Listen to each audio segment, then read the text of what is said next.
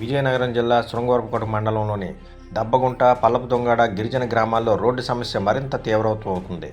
4 కోట్ల రూపాయల నిధులు మంజూరైన ఇప్పటివరకు పనులు మొదలు పెట్టకపోవడంపై స్థానికులు ఆగ్రహానికి గురిచేస్తుంది. జనసేన నాయకుడు ఒబ్బిన సన్యాసి నాయుడు స్వయంగా గ్రామాలను సందర్శించి రోడ్డు దుస్థితిని పరిశీలించారు. గిరిజనులు పడుతున్న కష్టాలు విన్న ఆయన అధికారుల నిర్లక్ష్యంపై తీవ్రంగా మండిపడ్డారు. రోడ్డు సౌకర్యం లేక అత్యవసర పరిస్థితుల్లో గర్భిణీలు, రోగులను డోలీలపై మోసుకెళ్లాల్సిన పరిస్థితి నెలకొందని, సరైన వైద్యం అందక ప్రాణాలు కోల్పోతున్నారని ఆయన ఆవేదన వ్యక్తం చేశారు. నిలిచిపోయిన పనులు వెంటనే ప్రారంభించి 2 నెలల్లో పూర్తి చేయాలని డిమాండ్ చేశారు. బీటీ రోడ్లకు సైతం ఫారెస్ట్ అనుమతులు ఇవ్వకపోవడం కూడా అభివృద్ధికి అడ్డంకిగా మారిందని, ఇంకా అధికారులు స్పందించకపోతే అమరావతికి వెళ్లి ఉప ముఖ్యమంత్రి, జనసేన అధినేత పవన్ కళ్యాణ్ గారికి నేరుగా ఫిర్యాదు చేస్తామని ఆయన హెచ్చరించారు.